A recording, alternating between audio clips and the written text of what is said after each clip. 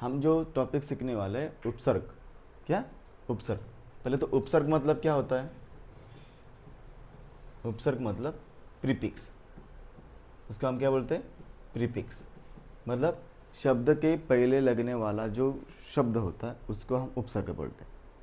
जैसे कि यहाँ पर दिया है अभी प्लस मान। क्या दिया है? अभी प्लस मान, बराबर। अभिमान। अभी आपके दिमाग में ऐसा क्वेश्चन आता होगा कि सर आपने अभी को ही क्यों बोला? वो प्रीफिक्स है या उपसर्ग है, मान को क्यों नहीं? या मान सफिक्स क्यों नहीं हो सकता? एनीवन?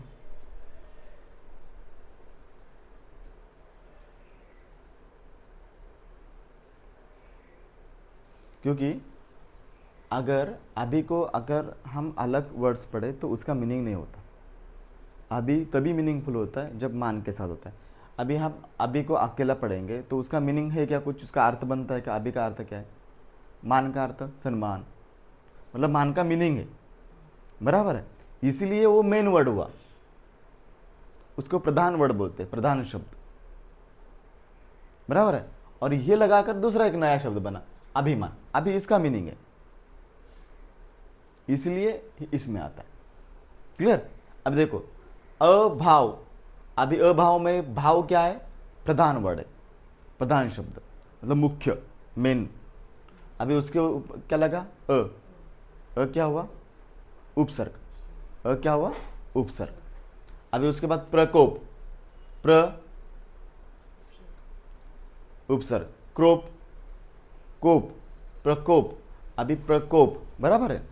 ये अचल, प्रख्यात, अतियुक्ति, पराजय। अभी अतियुक्ति मतलब ऐसे शब्द जब पढ़ोगे इसको ऐसा अंडरलाइन करना है, क्योंकि अगर जब आए तो आपको प्रॉपरली समझ में आए। क्योंकि ऐसे शब्द की आपको आपको पता है कि ये शब्द आपको पढ़ना पड़ेगा, ये शब्द आपको लिखना पड़ेगा। क्यों? देखो अतियुक्ति, तो यहाँ पर क्या बना? उसका वर्ड अतियुक्ति, बराबर है। उसके बाद पराजय, परा प्लस जय पराजय, पराम प्लस मर्श परामर्श, परा प्लस अधीन पराधीन, परा प्लस आश्रय पराश्रय, अपमान अपमान, बराबर है।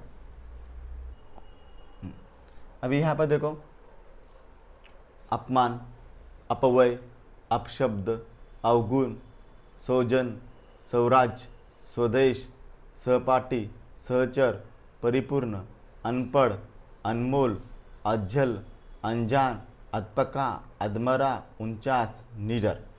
49 निडर। Is clear? यहाँ पर तो ठीक है, यहाँ से तक हमें समझ में आया। ये उपसर्ग है। ओके, मतलब उपसर्ग कुछ अलग नहीं होता। उपसर्ग आपको खाली उसके डेफिनेशन समझना है, उसके बाद उपसर्ग के क्वेश्चंस कैसे होते हैं आपको देखना है, बराबर है। उसके बाद होता है, यहाँ पर देखो आपको ऐसे आएंगे, मतलब इस उपसर्ग के सॉरी इसके आपको क्या करना है? शब्द बनाना है, या तो इस शब्द में से उपसर्ग को आइडेंटिफाई करना है। यहाँ भी आया असंभव, तो क्या बनेगा? असंभव। उसके बाद अन्याय।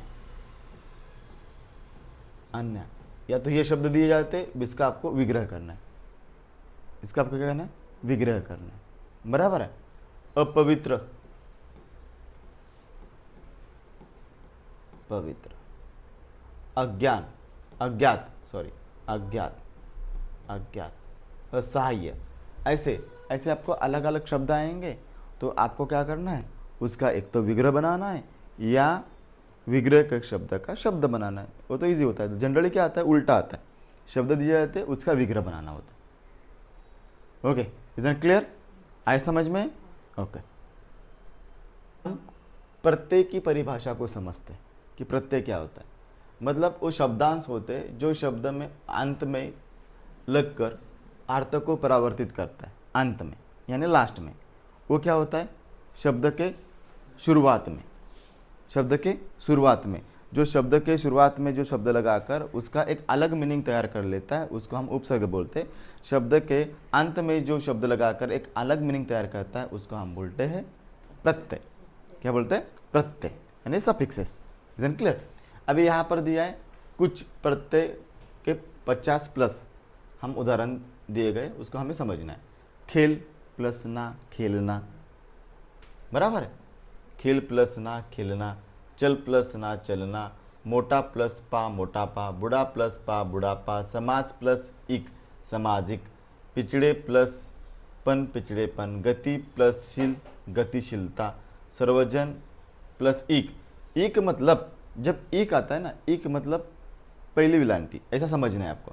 माध्यमिक, अभी इक आया, अभी इसका मतलब माध्य म है ना, अभी ये म को ई लगेगा, ये म है ना, ये म को ई, ऐसा क माध्यमिक, बराबर है। अगर ये ऐसी ई होती ना तो ये होता माध्यमी क, इधर का सेकंड नंबर की, बराबर है। तो शब्द के ऊपर देखो, यहाँ पर खेलना, चलना, मोटापा, बुढ़ापा, सामाजिक, पिछड़ापन, गतिशीलता, सार्वजनिक। Is an clear? आए समझ में? अभी यहाँ पर कुछ पहुँचाने वाली, पहुँचाने प्लस वाली, व्यक्ति प्लस गत, बराबर है। महत्व प्लस पूर्ण, निर्भर प्लस निर्भरता, सीखने प्लस वाली, सतर्क प्लस ता सतर्कता, आर्थ प्लस एक आर्थिक, निहित प्लस आर्थ निहार्थ, केंद्र प्लस इत केंद्रित, अंत प्लस इम अंतिम, आज़ाद प्लस आज़ादी, आज़ादी यानी आज़ादी। अगर आपको दिया जाए तो आप बोलोगे कि सर ये आज़ादी जो वर्ड है,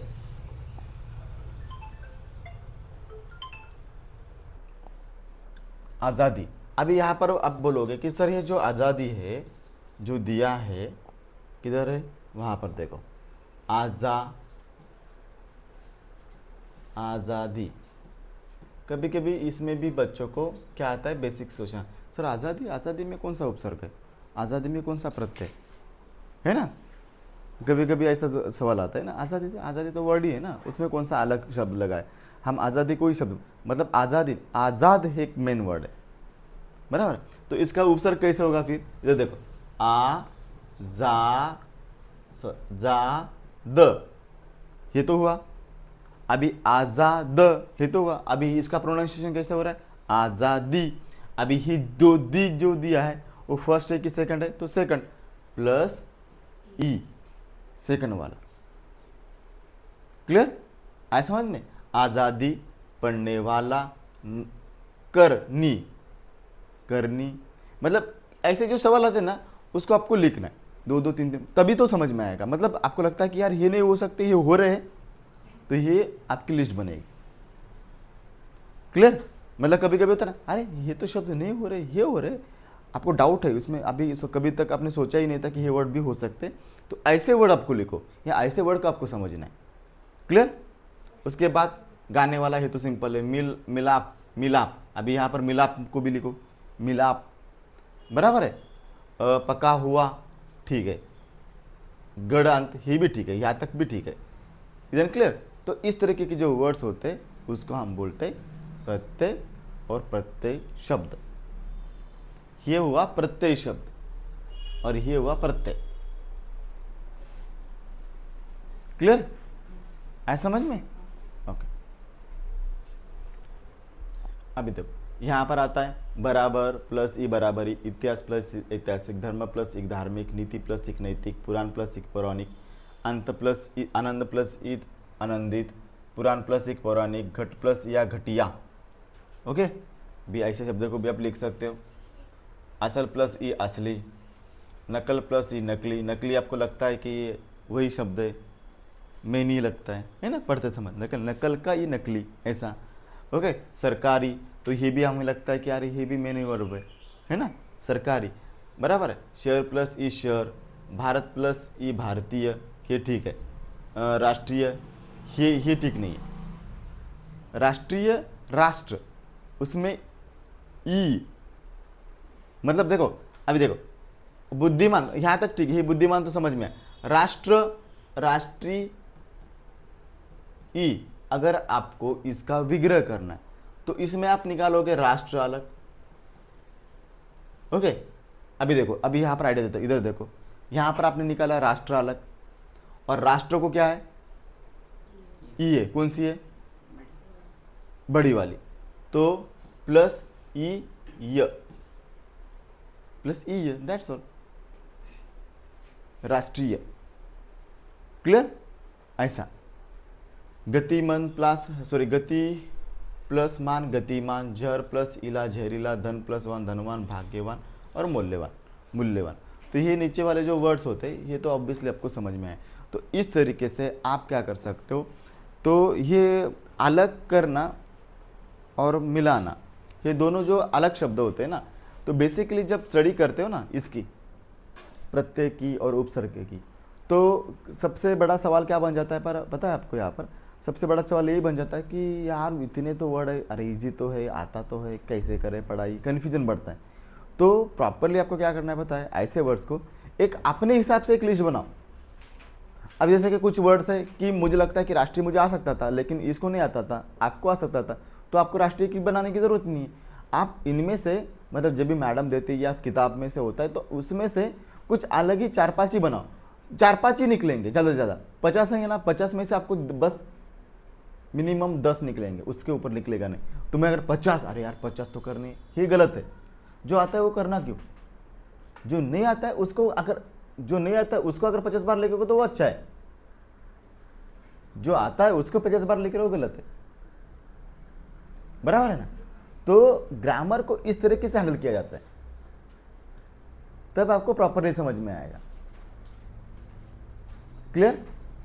आए समझ में? ओके, कोई डाउट? गुड।